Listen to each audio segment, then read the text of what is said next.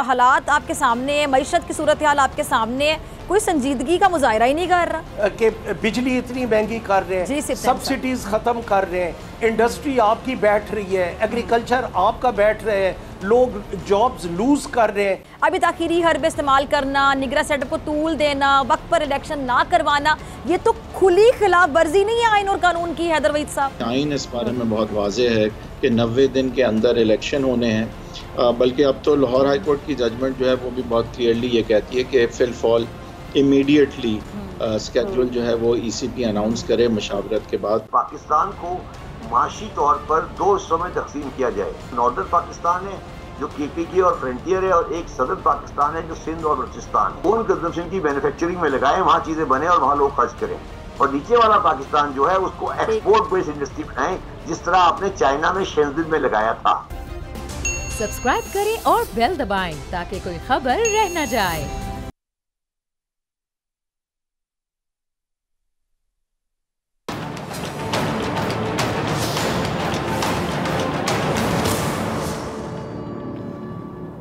अस्सलामुअलैकुम नाज़रीन, आप देख रहे हैं अपना पसंदीदा प्रोग्राम ऐसे नहीं चलेगा। इंसाफ इंसान की एक फितरी ख्वाहिश है, चाहे कोई बच्चा हो या बूढ़ा हो, मर्द हो औरत हो, फितरी तौर पर सब इंसाफ चाहते हैं, और बिलखुसूस नौजवानों में इंसाफ की जो तलब है वो ज़्यादा होती है। आप कह लें कि इंसान के बुनियादी हकूक़ में से एक बहुत बड़ा हक होता है इंसाफ, और ये किसी भी माशरे की जो परफॉर्मेंस है, कारकर्दगी है, उसके लिए बहुत लाजमी भी होता है, क्योंकि ये इंसान की रूह पर असरअंदाज होता है। और यही वजह है कि कोई भी हुकूमत या इदारा इंसाफ के बगैर कायम नहीं रह सकता। इसीलिए कहा जाता है कि कुफर का निज़ाम चल सकता है लेकिन जुल्म का नहीं चल सकता, और नाइंसाफ़ी का भी नहीं चल सकता, मगर इसके बरखिलाफ नाइंसाफ़ी से बेइत्मीनानी भी पैदा हो जाती है, एहतजाज, बगावत, इनकलाब, खाना जंगी की कैफियत मंजर आम पर आती है, और तारीख़ इस किस्म की मिसालों से भरी पड़ी है। और आज हमारे माशरे में इंसाफ की जो मुखालिफत है उरूज पर दिखाई देती है। कानून की हुक्मरानी की बात तो उस वक्त करें जब कम अज़ कम हुक्मरान कानून का मजाक ना उड़ा रहे हों। सबसे ज़्यादा कानून की धज्जियाँ उड़ाने वाले कोई और नहीं होते बल्कि ये हुक्मरान होते हैं। अभी पंजाब और KP के असम्बलियों की तहलील के बाद आइन और कानून का तकाजा किया है जी 90 रोज़ में इलेक्शन करवाए जाए, और हर हाल में करवाए जाए, मगर हुकूमत ऐसा नहीं करना चाहती। लाहौर हाई कोर्ट की जानिब से इलेक्शन कमीशन ऑफ पाकिस्तान को वाज़े हिदायत जारी की गई कि जी 90 रोज़ में इलेक्शन करवाए जाएँ, मगर इसके बावजूद अभी तक दोनों सूबों में इलेक्शन की तारीख का कोई ऐलान नहीं किया गया। और मुल्क में जो सियासी और माशी अदम इस्तेकाम है वो तो है ही, मगर क्या अब कोई आइनी बहरान पैदा होने जा रहे हैं? अच्छा, एक खबर ये है कि जी इलेक्शन कमीशन ऑफ पाकिस्तान ने कल दोपहर 12 बजे अहम मुशावरती इजलास तलब कर लिया, जिसमें पंजाब और KPK में इंतखाबात से मुतालिक फैसले होंगे। और दूसरी जानिब गवर्नर पंजाब बलीगुर रहमान साहब ने सूबे में इलेक्शन कराने के लाहौर हाई कोर्ट के हुक्म से मुतालिक दरख्वास्त दायर करने का फैसला कर लिया, जिसमें फैसले की जो तशरीह है, वजाहत है, उसकी इस्तदा की जाएगी। क्या ये जो दरख्वास्त है ये काबिल समाज समझी जाएगी या एक और कह लें कि ताखीरी हरबा हो सकता है? इस तमाम सूरत हाल पर बात करने के लिए हम दावत दी स्पीकर पंजाब असम्बली सिप्तान खान साहब को। बहुत शुक्रिया आपका वक्त देने के लिए, और सीनियर तजियाकार और माहिर कानून हैदर वहीद साहब आपका भी बहुत शुक्रिया ज्वाइन करने के लिए। हैदर साहब, आपकी इजाज़त से मैं सिप्तान खान साहब से पहला सवाल करना चाहूँगी। सिप्तान खान साहब, क्या आईन पाकिस्तान में जो असम्बली तहलील होने के बाद 90 रोज़ में इलेक्शन करवाने में कोई कानूनी हुक्म है जिस पर निगरान हुकूमत और इलेक्शन कमीशन कोई फैसला नहीं कर पा रहे हैं, और गवर्नर साहब फिर से लाहौर हाई कोर्ट में ये जो दरख्वास्त है वो दायर करने जा रहे हैं? जी बिस्मिल्लाहिर्रहमानिर्रहीम। जहाँ तक 90 रोज़ का ताल्लुक़ है तो कॉन्स्टिट्यूशन में कम अज़ कम 6-7 दफ़ा बड़ा कैटेगोरिकली लिखा हुआ है कि जो असम्बलीज डिज़ोल्व होंगी, वेदर नेशनल असम्बली और प्रोविंशियल असम्बली, तो उसके within 90 days you are bound. ये देखें, ये लफ्ज़ शैल है, मे नहीं है, शैल। तो ये आपने इलेक्शन कराना है। अब इसकी कोई कॉन्स्टिट्यूशन की कोई वायलेशन करता है, वो फिर दोबारा सुप्रीम कोर्ट पे जाते हैं, हाई कोर्ट पे जाते हैं, उसकी वो तशरीह मांगना चाह रहे हैं कि भाई आपका ऑर्डर क्या है। तो अब जो ऑनरेबल गवर्नर साहब की टीम है उसमें जो बड़े अच्छे अच्छे लॉयर्स हैं, उनको मजीद कंफर्मेशन या तस्दीकों की ज़रूरत है। आप आर्टिकल्स देखें जो जगह जगह बड़ा शोर मचा के कॉन्स्टिट्यूशन कह रहे हैं कि 90 डेज में इलेक्शंस करवाएं। अब इनके पास आइन में तो कोई गुंजाइश नहीं है। अगर इनका दिल नहीं है इलेक्शन कराने का, या ये कॉन्स्टिट्यूशन को एक साइड पे रखना चाह रहे हैं, या कॉन्स्टिट्यूशन की वायलेशन करना चाह रहे हैं या कॉन्स्टिट्यूशन को सेट असाइड करना चाह रहे हैं, तो ये उनकी मर्जी है। बट एक चीज़ बड़ी क्लियर है कि जब चीफ मिनिस्टर डिसॉल्व का कहता है, अभी आप ये देखें कि इसमें पावर्स जो हैं गवर्नर की उनको लिमिटेड क्यों किया गया है, वरना वो कहते हैं कि जब गवर्नर स्पीकर चीफ मिनिस्टर जो है वो अपना वोट ऑफ कॉन्फिडेंस या अपने आप को क्लियर करके स्पीकर को और गवर्नर को वो लिखते हैं कि आप ये असेंबलीज डिसॉल्व करें, तो ये क्यों लिखा है कि 48 आवर्स के अंदर वो ऑटोमेटिकली डिसॉल्व हो जाएंगी।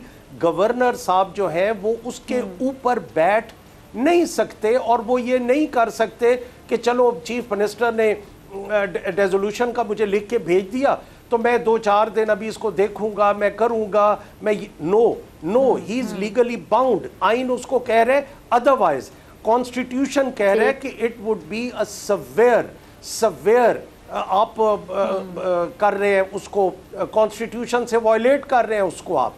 तो अब इतनी देखें जहां गवर्नर की पावर्स को लिमिटेड किया गया है कि अगर वो नहीं तोड़ते तो भी 48 आवर्स के अंदर इट वुड बी डिसॉल्व्ड।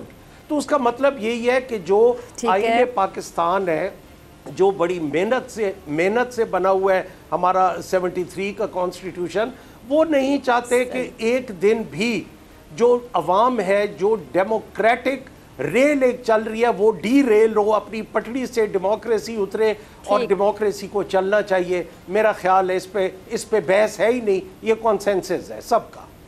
ठीक है जी, ठीक है जी। सिफ्तैन खान साहब आपका पॉइंट आ गया। हैदर भाई साहब आपकी तरफ आना चाहती हूँ। आपने सिफ्तैन खान साहब को भी सुना होगा, जब बड़ी चीज़ें क्लियर हैं, आइन बड़ा वाज़े बताता है और कानून में बहुत सी चीज़ें क्लियर होती हैं, तो फिर आइनी और कानूनी जो मामलात हैं उनमें इतनी बहस क्यों छिड़ जाती है, क्यों संजीदगी का मुजाहरा नहीं किया जाता हमारे सियासतदानों की जानिब से? अभी ताखीरी हर्ब इस्तेमाल करना, निगरान सेटअप को तूल देना, वक्त पर इलेक्शन ना करवाना, ये तो खुली खिलाफ वर्जी नहीं है आइन और कानून की? हैदर वहीद साहब देखिए, थोड़ी सी मासूमाना बात आप कर रही हैं कि ऐसा क्यों होता है। ये सियासी मकासद जो हैं वो इसमें भी होते हैं, माशी फैसले भी और लीगल फैसले भी जिस तरह से हमने देखा है कि होते आए हैं, खान साहब की हुकूमत में खासकर होते रहे इसी तरह, तो उसके पीछे जो है वो सियासी मकासद ज़्यादा नज़र आए।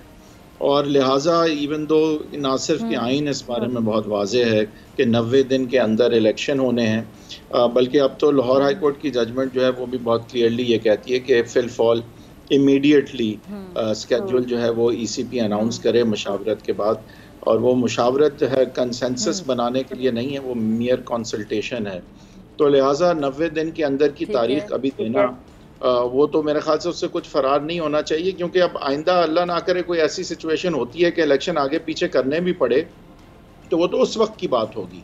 आज तारीख ना देना 90 दिन के अंदर वो तौहीन अदालत भी है और खिलाफ आइन भी है।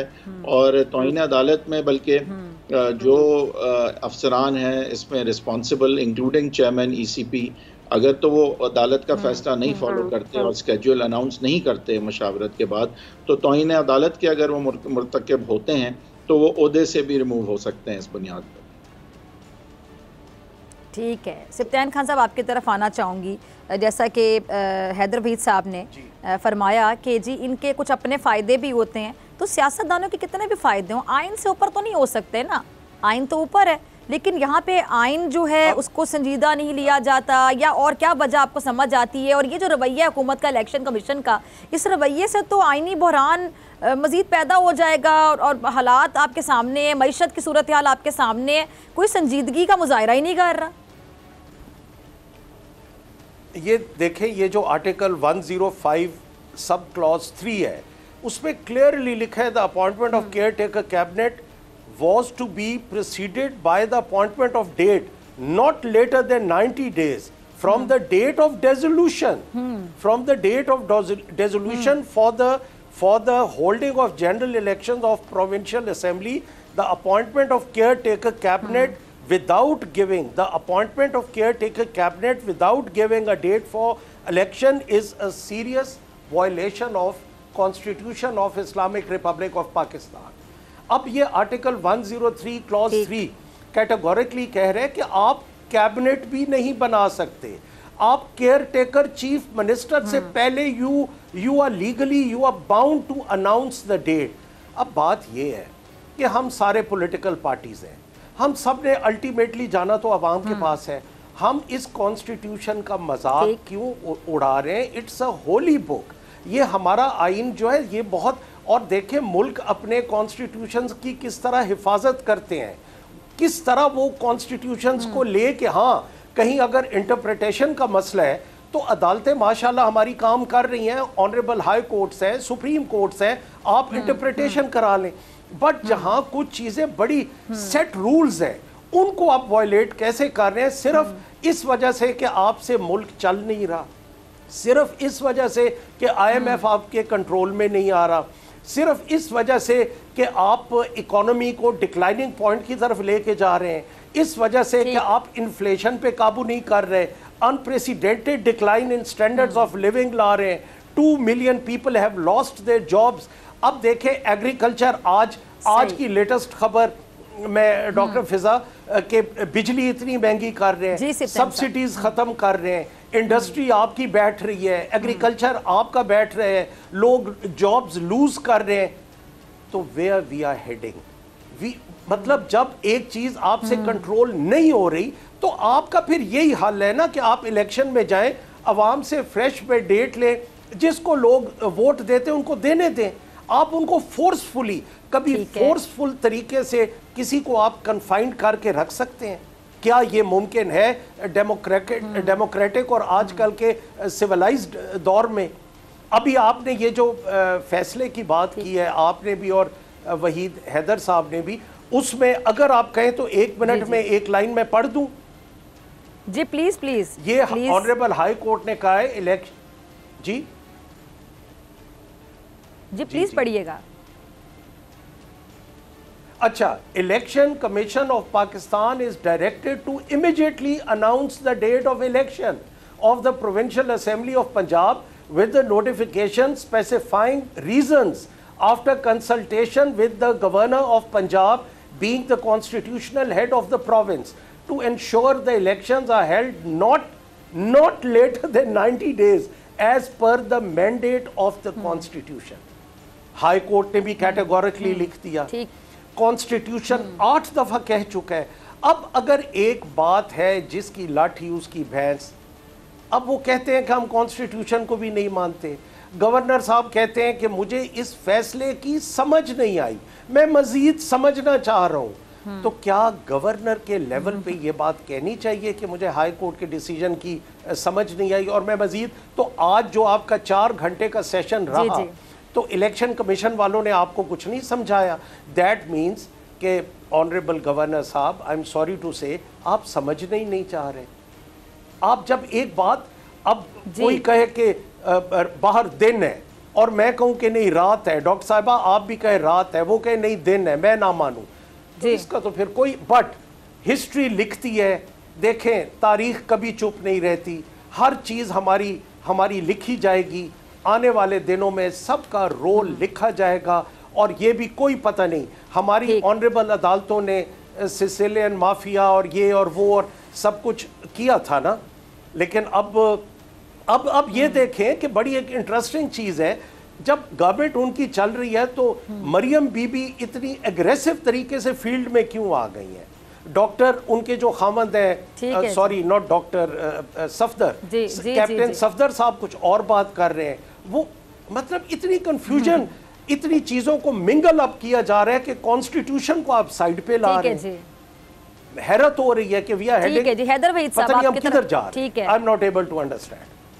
ठीक है हैदर वहीद साहब, यही सवाल लेकर आपकी तरफ सुफ्तान खान साहब का कि पता नहीं हम किधर जा रहे हैं, क्या समझ आ रही किधर जा रहे हैं? कल जो इलेक्शन कमीशन का हम इजलास है, क्या तवक्को है? इलेक्शन की तारीख का ऐलान हो जाएगा? मेरे ख्याल से तो बहुत आसान है ये देखना और समझना कि ये हो क्या रहा है। एक इक़्तिदार से निकाला गया है, बूट आउट हुआ है और वो एक टर्न स्किप किए बगैर वापस आना चाहता है, जो कि पाकिस्तान की तारीख में कभी हुआ नहीं है। पंजाब बाई इलेक्शंस के थ्रू वापस लेके एक पार्शल कम बैक वो कर चुके हैं, बट बहरहाल ये पाकिस्तान की तारीख में कभी हुआ नहीं है। तो वो भी अग्रेसिवली उन्होंने भी इस चीज़ को परसू किया है, और जो हुकूमत वक्त है और PML नून है जो ख़ासकर, तो वो ये समझते हैं कि इलेक्शन अगर अभी हो गए तो उनकी वो मकबूलियत नहीं है महंगाई की वजह से और दीगर चीज़ों की वजह से, तो लिहाजा वो इलेक्शन पोस्टपोन करना चाहते हैं। और यही दोनों चीज़ें जिसके इर्द गिर्द हर चीज़ इस वक्त घूम रही है, और जो भी फैसले हो रहे हैं और सारी चीज़ें हो रही हैं उसमें ना मईशत को ज़्यादा देखा जा रहा है ना मुल्की मफाद को, बल्कि ये जो है एक पॉलिटिकल एडवर्सरी की बजाय दुश्मनी नज़र आती है। और ये दुश्मनी मेरे ख्याल से जमहूरियत के लिए भी ख़तरनाक है और मुल्क के लिए भी ख़तरनाक है, क्योंकि हमारा पर्पस और हमारी डायरेक्शन जो है वो सही तरफ नहीं होगी अगर एक दूसरे से जो पॉलिटिकल राइवलरीज़ हैं वो दुश्मनी में बदल जाएंगी। तो मेरे ख्याल से तो बड़ा आसान है, ये नज़र आ रहा है कि दोनों पार्टियां जो हैं वो किस एक्सट्रीम तक जाने को तैयार हैं कि उन्हें अगले 5 साल एक दूसरे के अंडर ना ऑपोजिशन करनी पड़े। ठीक है जी, दोनों मेहमान मेरे साथ मौजूद हैं, आपसे मुलाकात होगी शॉर्ट ब्रेक के बाद।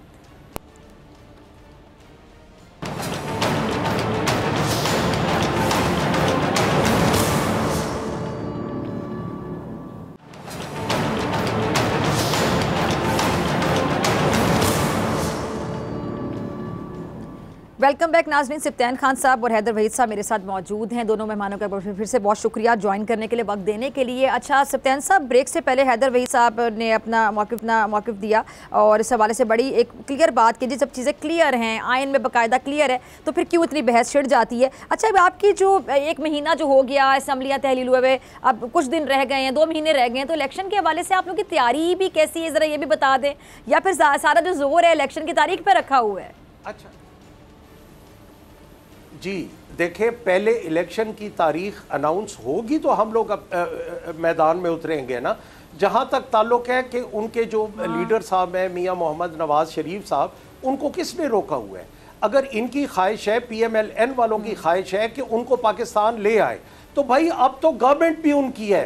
और डॉक्टर फिजा, मैं आपके चैनल से एक और बात करूँगा, कैन यू कॉल अ निगरान government to this government is working as a निगरान गवर्नमेंट?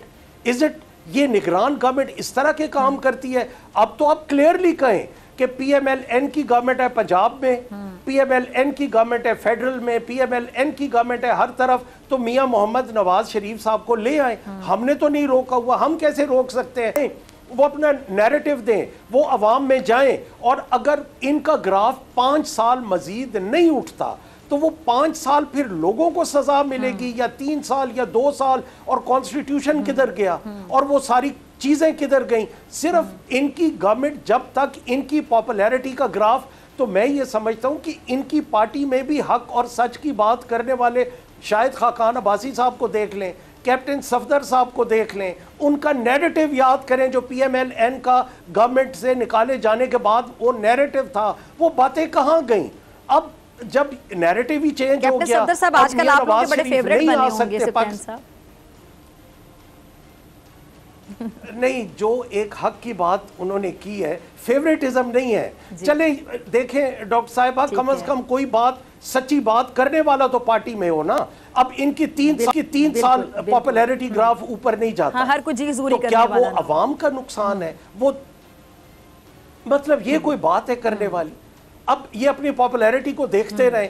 मैडम मरियम जो है वो अपनी, अच्छा फिर वो ये भी देखती हैं कि चचा जो है वो तो हुकूमत को एंजॉय कर रहे हैं, मेरे कज़न्स जो है हमजा सलमान जो दोनों हैं वो तो एंजॉय कर रहे हैं, तो मेरे वालिद साहब तो बाहर बैठे हैं। तो इसमें हमारा तो कोई कसूर नहीं ना। उनको ले आए, उनसे कंपेन अपनी PMLN वाले लीड कराएं। इधर से इमरान खान हो, उधर से मियां नवाज शरीफ हो, and let the people of Pakistan decide to whom they would vote for. But मुल्क के साथ ठीक है जी। अच्छा, आपकी तरफ आ रही, ठीक है, प्लीज हैदर वहीद साहब।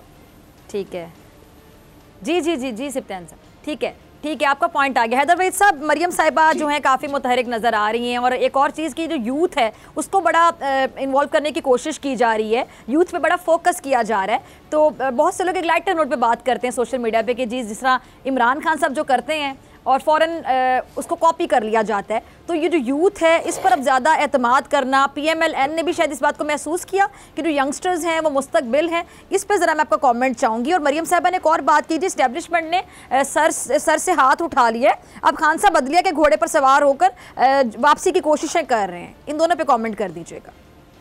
देखें, यूथ का ऑब्वियसली खान साहब को एक एडवांटेज रहा है क्योंकि वो एक स्पोर्ट्समैन रहे हैं, अस्पताल बनाया है, तो वो यूथ जो है वो इस तरह की चीज़ों से सेलिब्रिटी रहे हैं, तो यूथ ज़्यादा राग़िब उनकी तरफ रही है।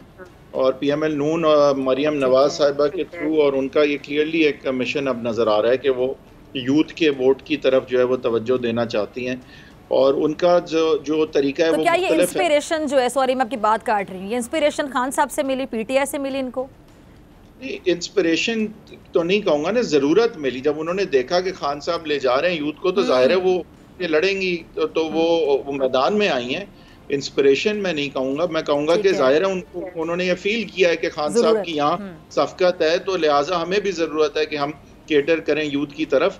और उनका तरीका मुख्तलिफ है, वो लैपटॉप स्कीम और दीगर प्रैक्टिकल चीज़ों का यूथ को जो है वो याद दिलाती हैं कि भाई ये पीएमएल नून की हुकूमत में ये प्रोजेक्ट जो हैं हुए हैं, या ये चीज़ों से इंसेंटिवाइज किया गया है, यूथ प्रोग्राम्स वगैरह। खान साहब जो है वो यूथ को ख्वाब दिखाते हैं, खान साहब यूथ को इंस्पायर इस तरह करते हैं कि वो बड़ी बड़ी चीज़ों के साथ उन्हें जोड़ते हैं कि जैसे वो एक बड़े कॉज का हिस्सा बन गए हैं, जो कि यूथ को पसंद होती हैं ये बातें। तो दोनों का तरीका मुख्तलिफ है, लेकिन मरियम नवाज साहिबा डेफिनेटली अब यूथ की तरफ रुख कर चुकी हैं, और ख़वातीन की तरफ भी, जो दोनों खान साहब के स्ट्रॉन्ग पॉइंट्स हैं। ठीक है जी, और जो कि मेरे ख्याल से एक पॉजिटिव चीज़ है। ठीक है जी, अच्छा आपकी तरफ फारूक सिफ्तान साहब, आखिरी 2 से ढाई मिनट हैं, ये आपका लास्ट कमेंट भी होगा। और दूसरा कि जो इस्टेब्लिशमेंट का भी अदलिया जिस तरह की बातें शुरू कर दी जाती हैं, आप समझते हैं कि जो सियासी बयानात हैं इनमें इदारों पर तनकीद करके उनको इन्वॉल्व करने की बाकायदा कोशिशें की जाती हैं, और फिर अगर कोई फैसला खिलाफ आ जाता है, फिर जानिबदारी का इल्ज़ाम तो शायद पहले से ही तैयार किया होता है, जिसे कहते हैं प्लेट में रखा होता है, और जैसे ही ऐसा कोई बात होती है तो वो फ़ौरन आके बयान देने का सिलसिला शुरू हो जाता है। जी, पहली बात तो मैं ये करूँगा थोड़ा सा कि यूथ पे ये जितनी कोशिश कर लें, ओवरसीज़ पाकिस्तानीज़ पे ये जितनी कोशिश कर लें, वो इमरान खान के साथ खड़े हैं। आप ये देखें कि जिनका नया वोट इंदराज हो रहा है, हर महीने में कितने हज़ार वोट या जो इंदराज हो रहा है, वो पहला वोट पीटीआई को देंगे और हर हालत में देंगे। ये उनका माइंड सेट है, वो सवाब समझ के पीटीआई को वोट देंगे। बाकी रह गया आपका इदारों वाली बात, तो ये बहुत सीरियस इशू है। मेरा ख्याल है हमें इदारों को बीच में नहीं घसीटना चाहिए। इदारे अपनी अपनी लिमिट्स में अपने अपने काम करें, हमारे लिए काबिल एहतराम है इदारे। वो भी पॉलिटिकल इंटरफेरेंसेस में हिस्सा किसी का ना बने।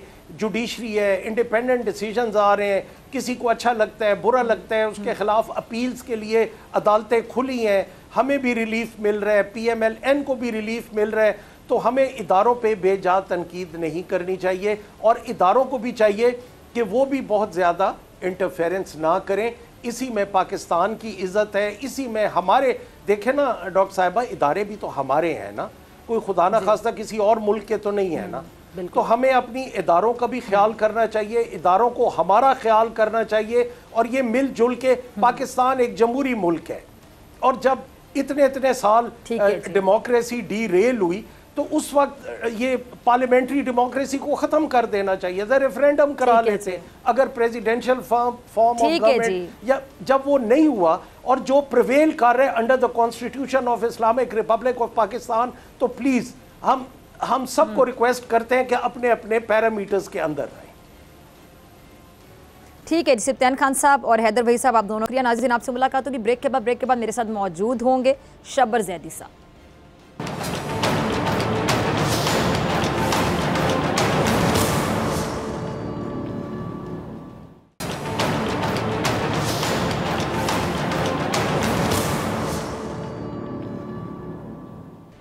वेलकम बैक नाजरीन।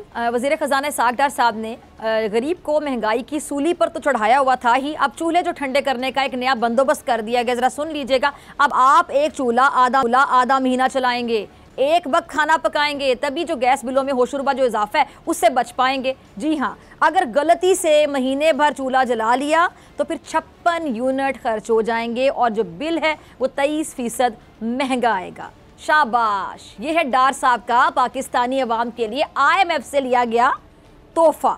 और मुल्क में 50% गैस जो है वो घरों में खाना बनाने के लिए इस्तेमाल होती है, और इसी तबके से 6 महीने में 310 अरब रुपए निकलवा कर IMF से शाबाशी ली जाएगी। यानी अब घर से ओवन, गीजर, इस तरह की तमाम चीजें निकलवा कर कहीं दूर फेंक दें। चूल्हा भी कम ही जलाएं और जनरेटर चलाने वाले तो कान पकड़ लें अभी से, क्योंकि जिसने 400 यूनिट गैस इस्तेमाल कर ली तो फिर उसका जो बिल है वो दुगने से भी ऊपर चला जाएगा, यानी हज़ारों में आएगा। अब यही नहीं, हर महीने बिल पर 500 रुपये इजाफी भी इसी अवाम से वसूल किए जाएंगे और हुकूमत के ख्याल में ये कोई इतना बड़ा बोझ तो है ही नहीं। अब जाहिर है कि आपको बोझ क्यों लगे, आपने कौन से खुद से बिल देने, आपको कैसे लगेगा बोझ।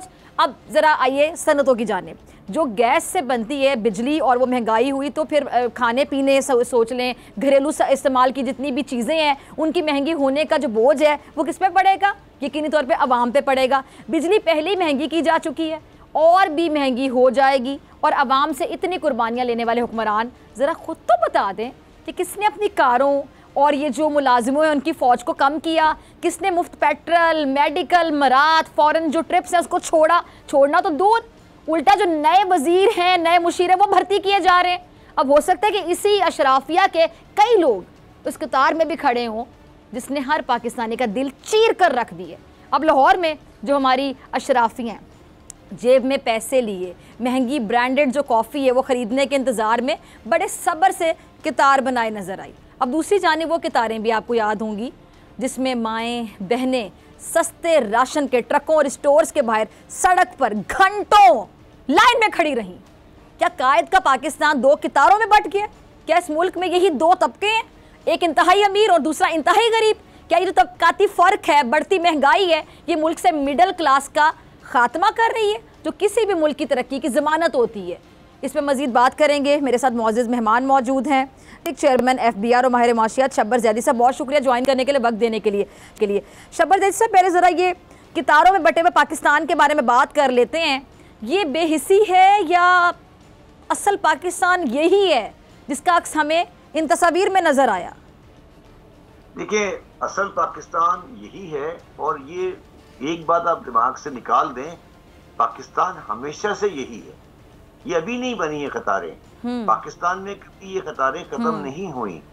पाकिस्तान में हमेशा क्लास सिस्टम रहा है, पाकिस्तान की बुनियादों में ये क्लास सिस्टम रहा है, और पाकिस्तान में पाकिस्तान बनने के बाद मजहब के नाम पर और नेशनलिज्म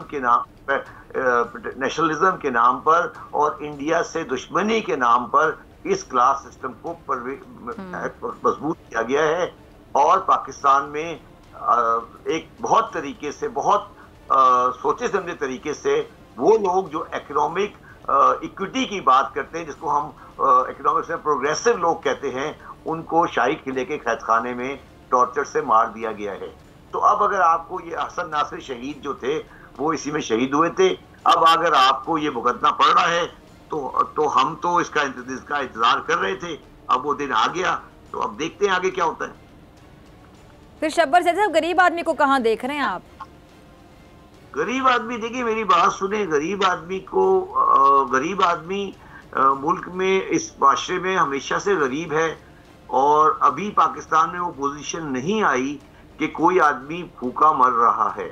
और आप ये देखेंगी कि जैसे जैसे ये महंगाई बढ़ती जाएगी, ये सैलानी और छिपा और ये चीजें बढ़ती जाएंगी और इनको फंडिंग मिलती जाएगी उन लोगों की तरफ से। मैं आज आपको बड़ी स्ट्रेंज बात बता रहा हूँ, ये फंडिंग उन लोगों की तरफ से मिलेगी जो हराम की कमाई कर खा रहे हैं। ये सैलानी, छिपा और ये सारे, इनको डोनेशन कौन देता है? आपने कभी गौर किया है? इनको डोनेशन कौन लोग देते हैं? ये वो लोग देते हैं जो टैक्स नहीं देते। तो पाकिस्तान में एक मईशत का पैरेलल निजाम खड़ा हो रहा है और ये स्टेट के अगेंस्ट स्टेट खड़ी हो रही है। तो पाकिस्तान में अवाम को रोटी अब स्टेट नहीं प्रोवाइड कर पा रही, अब छिपा और सैलानी रोटी प्रोवाइड करेंगे। ये हो रहा है ना। आप आज जाएं, मुझे बताया गया है कि जो क्लिफ्टन में सैलानी का सेंटर है उसके करीब ही PSO का ऑफिस है। तो PSO के जो लोअर ग्रेड के आदमी हैं उनको सैलानी की लाइन में देखा गया है, तो इसका मतलब है वो लाइन में लग गए। मगर मुझसे मेरा सवाल ये है कि इन चैरिटेबल ऑर्गेनाइजेशन को जो लोग डोनेशन दे रहे हैं, कभी आप उनसे पूछा कि वो ये कौन लोग हैं? क्या ये टैक्स देके आए हैं? ये पैसा ठीक है। कहाँ से शब्बर ज़ैदी साहब, ये जो इसहाक डार साहब हैं, ये पहले आपको याद होगा बड़ा आगे बढ़ के जो IMF की शराइत हैं उन पर अब अमल दरामद कर रहे हैं। पहले आपको याद होगा बड़ी आंखें दिखा रहे थे उनको, लेकिन अब अमल दरामद भी वही करवा रहे हैं। महंगाई का बोझ अवाम पर पड़ेगा, तो फिर जिम्मेदार कौन है? किससे सवाल करे बेचारी अवाम? देखिए, मैं भी चार्टर्ड अकाउंटेंट हूँ, डार साहब भी चार्टर्ड अकाउंटेंट हैं, वो भी हेली कॉलेज ऑफ कॉमर्स के, मैं भी हेली कॉलेज ऑफ कॉमर्स। और मैंने हमेशा ये कहा कि ये इनके बस का काम नहीं है। वो एक डिफरेंट टाइप की इकोनॉमिक्स चलाने के आदी है। जब पैसे सऊदी अरब से आया जाया करते थे, चीजें आ जाया करती थी, फॉरेन करेंसी अकाउंट चलते थे। ये बेचारे 5 साल के बाद आए हैं, पॉलिटिकल कंसिलिएशन पर आए हैं, तो आप इनके साथ टाइम ज़ाया नहीं करें, आप उनको मेरे से रेफर नहीं करें, क्योंकि मैं इनको बहुत ज़्यादा सीरियस नहीं लेता इन मामलात में। ठीक है। अच्छा, ये जो भी ये फिच रेटिंग एजेंसी है, इसने पाकिस्तान की लॉन्ग टर्म करेंसी है डिफॉल्ट रेटिंग मनफी कर दी है, तो क्या डार साहब, मोडीज या जो S&P और ये जो IMF की तरह इन्हें भी आंखें दिखाने की पोजीशन में आपको नजर आते हैं? देखिए, आंखें दिखाने की पोजीशन में क्या नजर आते हैं, ये तो अपनी शक्ल दिखाने के लायक नहीं है, आंखें क्या दिखाएंगे। बात ये है कि ये जो फिच ने आपकी रेटिंग लो की है, ये इसलिए लो की है कि आपका सेटलमेंट नहीं हो पा रहा है, पॉलिटिकल आपकी स्टेबिलिटी नहीं आ पा रही है, आप अपने इंपोर्ट का बिल कम नहीं कर पा रहे हैं। तो फिंच वाले जो हैं, आज पता नहीं, आपने मेरा एक आर्टिकल मैंने बिजनेस रिकॉर्डर पे लिखा है, आफ्टर द न्यू ट्रांच, तो पाकिस्तान तो IMF की ट्रांच के बाद भी डिफॉल्ट में जाएगा, इसमें तो मुझे कोई शक नहीं है, मुझे तो कोई शक नहीं है। अगर हमने अपने रवैये और तरीके सही नहीं किए तो वो तो जाना ही है, उसको तो कोई नहीं बचा सकता। अगर हमने, मुझे एक बात बताइए कि आप गवर्नमेंट को छोड़ दें, आप 2022 में आप गवर्नमेंट ऑफ पाकिस्तान ने ऐसा कौन सा काम किया जिससे वो पाकिस्तान को डिफॉल्ट से बचाए? एक काम मुझे बता दें, एक काम बताएं जिससे पाकिस्तान गवर्नमेंट ने ये फैसला किया हो कि पाकिस्तान डिफॉल्ट पे नहीं जाए। मैं आपको एक मिसाल देता हूं, मैं बार बार आपको कह रहा हूं कि बिजली का कंजम्पशन कम करें और ऑयल की इंपोर्ट कम करें। क्या आप बाजार बंद करा सके? नहीं करा सके ना। तो अगर आप नहीं करा सकते तो उसका मतलब है आप डिफॉल्ट की तरफ गवर्नमेंट को ले जा रहे हैं ना। तो फिर आप कैसे कह सकते हैं? क्या आपने ये फैसला किया कि गाड़ियां जो होंगी, बड़ी गाड़ियां 3 दिन तक सड़क पे नहीं आएंगी? फैसला किया आपने? क्या आपने ये फैसला किया कि प्राइम मिनिस्टर साहब जो कॉन्वॉय चलता है या chief justice of supreme court का जो कॉन्वॉय चलता है वो नहीं चलेगा, वो अपनी मीटिंग वीडियो कॉन्फ्रेंस करेंगे? क्या उन्होंने की? मेरा सवाल ये है कि कोई एक मुझे कदम बताएं। अच्छा, सेम हाल पाकिस्तान के लोगों का भी है। आप कराची के किसी रेस्टोरेंट में चले जाएं, जी बताइए बोले। शब्बर ज़ैदी साहब, लाइन लॉसेस, गर्दिशी कर्जे, क्या सब बहरान के जो जिम्मेदार हैं ये बेचारी हमारी घरेलू औरतें हैं जिनके लिए डार साहब के पास गैस महंगी करने के सिवा कुछ चारा ही नहीं है? तो क्यों ये हमारी सरकार स्मगलर्स, दुकानदार, जमींदार और दीगर जो टैक्स चोर हैं उनके आगे इतनी बेबस है? क्या वजह? देखिए, बात ये कि बेबस तो मैं भी था ना, इसीलिए तो मैं छोड़ के यहाँ बैठा हुआ ना। आज मैं 8 महीने बाद बेबस होकर आपके सामने बैठा हूँ ना जी।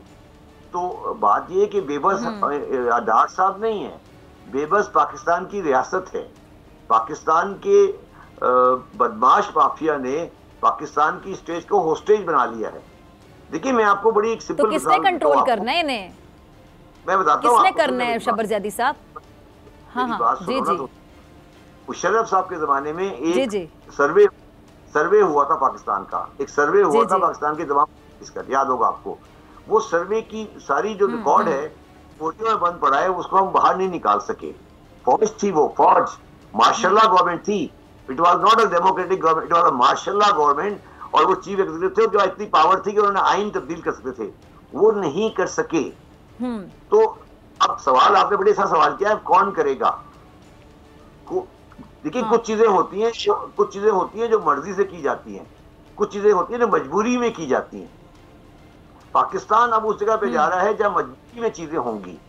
जब पेट्रोल की कमी आएगी ना, और पेट्रोल की ऊपर लाइनें लगेंगी और पेट्रोल पंपों पे लोग एक दूसरे को मारेंगे, जब गवर्नमेंट पाकिस्तान में पेट्रोल की राशनिंग करेगी, उससे पहले ये नहीं करेंगे। इनको समझ नहीं है ना, ये बेवकूफ लोग हैं। जब तक पब्लिक आके पेट्रोल पंपों पे आग नहीं लगाएगी, ये पेट्रोल की राशनिंग नहीं करेंगे। इनका मसला ये है ना इनको बात समझ नहीं आती। जब मैंने दिसंबर 2021 में कहा था कि पाकिस्तान दिवालिया होने वाला है, आप सारे मेरे ऊपर हंस रहे थे ना, आप सब हंस रहे थे कि ये शब्बीर जैदी साहब क्या कह रहे हैं। आप सारे कह रहे हैं क्या हो गया तुम लोगों को? पहले आपको नजर नहीं आ रहा था कि क्या कहा जा रहा है मुल्क? 2021 से लेकर 2023 तक ऐसा कौन सा तूफान आ गया कि मुल्क दिवालिया हो गया? पहले तो नहीं हो रहा था। मसला ये है कि या तो ये नालायक है या ये मुनाफिक है।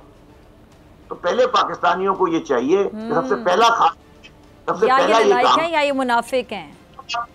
हाँ, या तो नालायक है या मुनाफिक है। ये बेसिकली पहला काम पाकिस्तानी को चाहिए कि पहले वो सच बोलें। और पहला सच जो है ना, वो मैं आपके सामने कह रहा हूँ, पहला सच ये है कि ये एक और चीज भी ऐड कर सकते हैं शब्बीर जैदी साहब, या सही करने की नियत ही नहीं है। पहला सुन लो, पहला सच ये है कि ये कहना छोड़ दें कि पाकिस्तान अल्लाह ताला की नेमतों से मालामाल है, और ये कहना छोड़ दें कि ये मुल्क बहुत मजबूत है, बहुत मजबूत रहेगा क्योंकि ये 27 रमजान को बना है। इस तरह की बातें कर कर आप लोगों को चिड़िया नहीं बना सकते। ये एक कमजोर माशी तौर पे कमजोर मुल्क है, ठीक है, और ये मुल्क पिछले 75 साल में नाकाम हो चुका है। अब इसको नाकामी को ठीक है, इस पे का पॉइंट आ गया शब्बीर साहब जी। ठीक है, कैसे करना है? अभी आखिरी सवाल के, अब ये कैसे करना है? इस एक्सपोर्ट मजीद तबाह होंगी, दरामदात भी महंगाई लाएंगी, जो फैसले लिए गए हैं या लिए जाएंगे, क्या उनका कोई मुतबादल रास्ता आपको नजर आता है? आपके पास कोई ऐसी तजवीज़ जो आप इस प्लेटफॉर्म से देना चाहें? देखिए, इसका नतीजा बिलाखिर मईशत ही होगा। और पाकिस्तान की मईशत को मैंने आज आर्टिकल जो लिखा है आफ्टर द ट्रांच, उसमें मैंने लिखा है कि पाकिस्तान को माशी तौर पर 2 हिस्सों में तकसीम किया जाए। एक माशी पाकिस्तान नॉर्दर्न पाकिस्तान है जो KPK और फ्रंटियर है, और एक सदर्न पाकिस्तान है जो सिंध और बलूचिस्तान है। आप जो ऊपर वाला पाकिस्तान है उसको आप ओन कंजम्पशन की मैन्युफैक्चरिंग में लगाएं, वहाँ चीजें बने और वहाँ लोग खर्च करें। और नीचे वाला पाकिस्तान जो है उसको एक्सपोर्ट बेस्ड इंडस्ट्री बनाएं, जिस तरह आपने चाइना में शेंजिन में लगाया था, और इस्लामाबाद से कराची वालों को फारिग करें। ये मतलब हम जो हर रोज सुबह जाके इस्लामाबाद में झक मारते हैं सुबह से लेकर, हमारी ब्यूरोक्रेसी को और मिनिस्ट्रियों को हमसे हमारी जान छोड़ें, और लाहौर में और कराची में फाइनेंशियल कैपिटल ट्रांसफर करें। इस्लामाबाद की ब्यूरोक्रेसी और इस्लामाबाद की बदमाशी है, इसे खत्म करें। ठीक है, पहली बात। दूसरी बात ये है कि अपने प्रोग्राम का वक्त भी खत्म हो रहा है शब्बीर जैदी साहब। दुश्मन और दोस्त को पहचाने। जी, अपने दुश्मन और दोस्त को पहचाने। आप इकोनॉमिक्स में ठीक है, जितने दुश्मन और दोस्त को पहचाने। ठीक है शब्बीर जैदी साहब, बहुत शुक्रिया आपके वक्त के लिए। इसी के साथ मुझे दीजिए इजाजत होगी। इंशाल्लाह कल सेम टाइम सेम चैनल। अगर जिंदगी ने वफा की, दुआ में याद रखिएगा, अपना बहुत ख्याल रखिएगा। अल्लाह निगहबान।